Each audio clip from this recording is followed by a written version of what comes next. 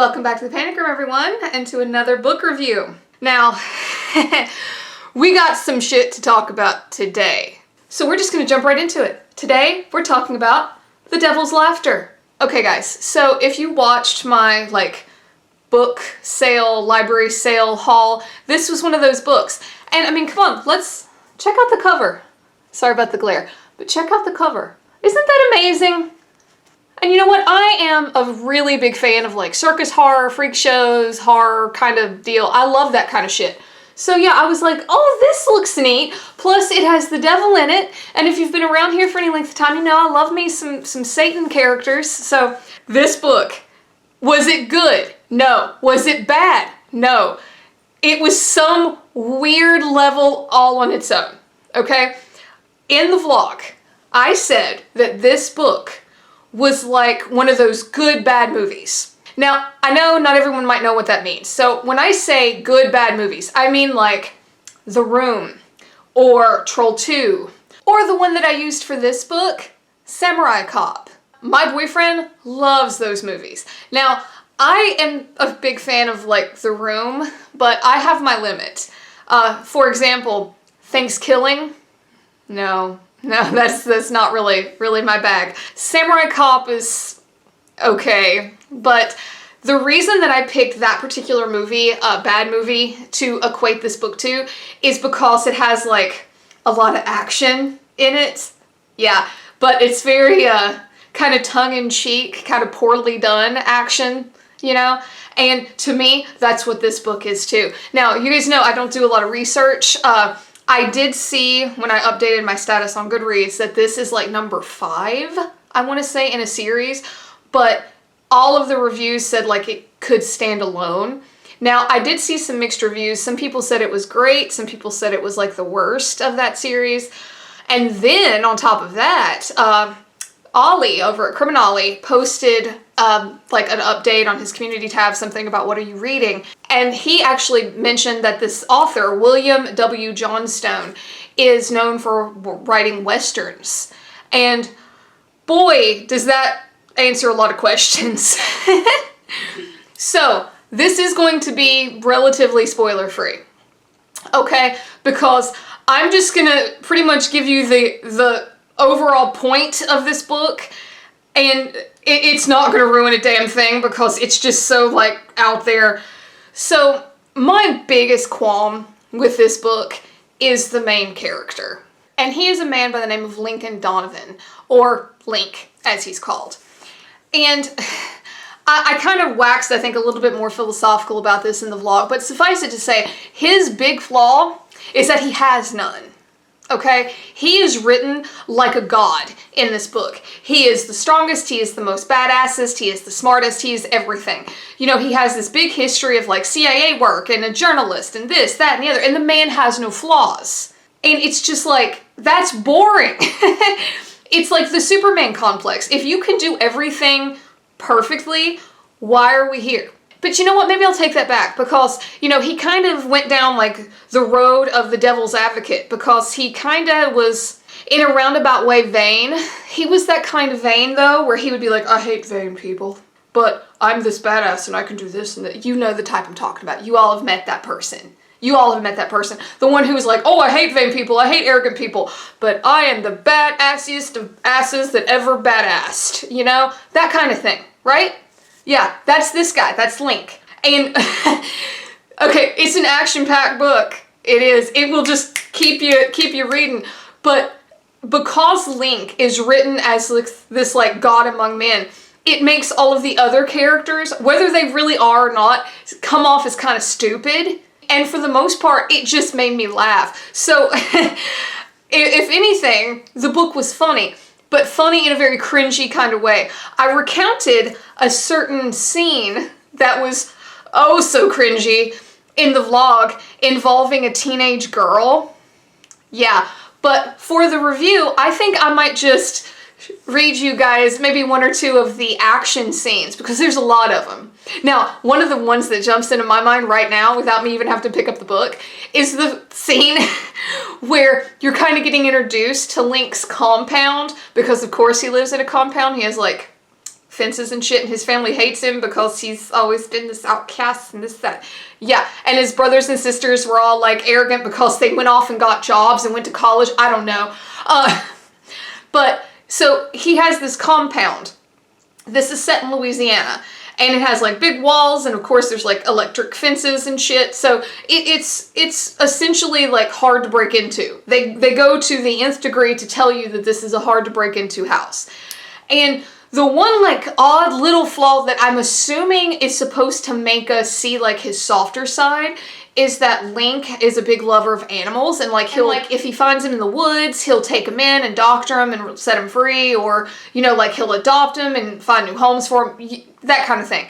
And also he's a vegetarian.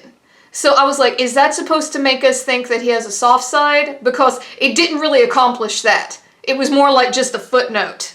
So when we're first kind of getting introduced to this man's house, he talks about how he goes into his war room where he keeps his guns. And I mean, just the fact that the man calls it the war room, it was so cringy. Like the way it was written, it was like, really? Do you really call it their war room? Because that's adorable. Okay, so to set the scene for you, there's a bunch of devil worshippers in this town. This is kind of a la Satanic Panic era. Okay, so get that setting in your mind. Obviously we're in Louisiana, we're in the South. So Link decides, because of course he does, that, you know, he has to go against this group, and he has this little band of friends, but at the end, you know, he's like, no, I have to do it on my own. Because there's this odd, like, shoehorned in reason that he has to go do it on his own. I'm sorry, it felt shoehorned in. It really did. It was almost like, fluff, fluff, fluff, cringe, cringe, cringe, point.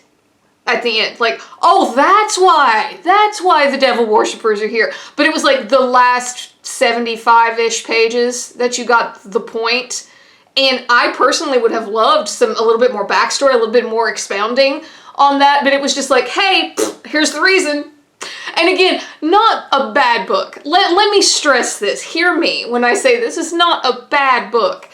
To me, it was just incredibly cringy for the most part, and kind of poorly executed in a lot of ways. Alright guys, so I'm going to read you a scene from pretty early on in the book when Link is meeting the leading lady, let's say, the damsel in distress, and her family.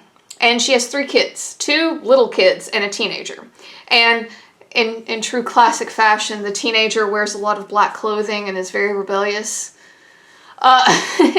So he has a confrontation with his mother, and Link intervenes. Mind you, he's just met this woman, okay? Just met her, like literally hours ago. Chris grinned at Link. He reached into his back pocket and pulled out a switchblade knife, popping it open.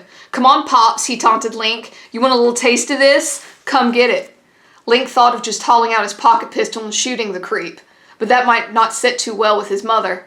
He reached into the hall bathroom and grabbed a towel, wrapping it around his left arm and hand. Okay, punk, Link told him. Let's see how good you are. Chris backed up as Link advanced. Billy and Betsy ran to their mother. Don't try to move her, Link told them, his eyes fixed on Chris and the knife. Just stay with her. Hurt him bad, and then get him out of this house, Mr. Link, 10-year-old Betsy said. All he does is steal things and make Mother cry. Shut your mouth, you little bitch, Chris shouted at her. If I had a gun, I'd shoot you myself, Billy told his brother. When I get through with this old dude here, I'm gonna cut your off. Well, stand still, punk, Link told him. You can't back up much further unless you plan on making a new door in that wall. I think that's all we need to hear. I'm sorry. It cracks me up, just the way it's written. This man just met these people, and I'm sorry, that little thing, hurt him bad and then get him out of this house, Mr. Link. It just doesn't come off as being very believable. And I don't know, it made me laugh. It made me laugh. I thought it was hilarious. Okay, so another qualm that I have is this man is also a perfect shot. And he's also apparently from a town full of stormtroopers because nobody else can hit a damn thing. So for example, Link is in a chase with some Satan worshippers. Link jumped from his Bronco and headed for the woods. I was right, he thought. Grub told the truth. They're all in this, up to their unwashed armpits. At the timberline, Link dropped to the ground, leveled the MAC-10, and burned a full clip in the direction of the running men, very close behind him and all bunched up. 4 of them screamed, dropped to the earth, and grabbed their suddenly perforated chests and bellies. The others stopped cold, realizing they were out in the open, facing a man with an automatic weapon and very vulnerable. A whole group of people! 1 guy. Link changed clips and put 2 more on the ground as the others had an abrupt change of heart and put their feet to work, running back to their trucks. Link held his fire and let them go. When they had roared out of sight, heading north, he left his position and walked up to the line of dead and dying men, clicking on the tiny cassette recorder in his shirt pocket. So he proceeds to try to get them to, like, confess to being devil worshippers. Okay.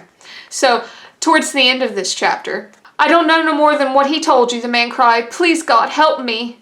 Help me. Not help. Help me. You're calling on God? Link asked. I don't believe this. You had a hand in torturing and murdering people. You pledged your heart to the devil, and now you're calling on God? You gotta be killing me, man. It didn't work like we was told it would. Somebody lied to us. We proposed to have eternal life. Oh, you will, Link assured him. We will? The dying man asked, excitement in his voice. Yeah, Link told him, pulling the trigger. In hell. Bum, bum, bum. I added that last part.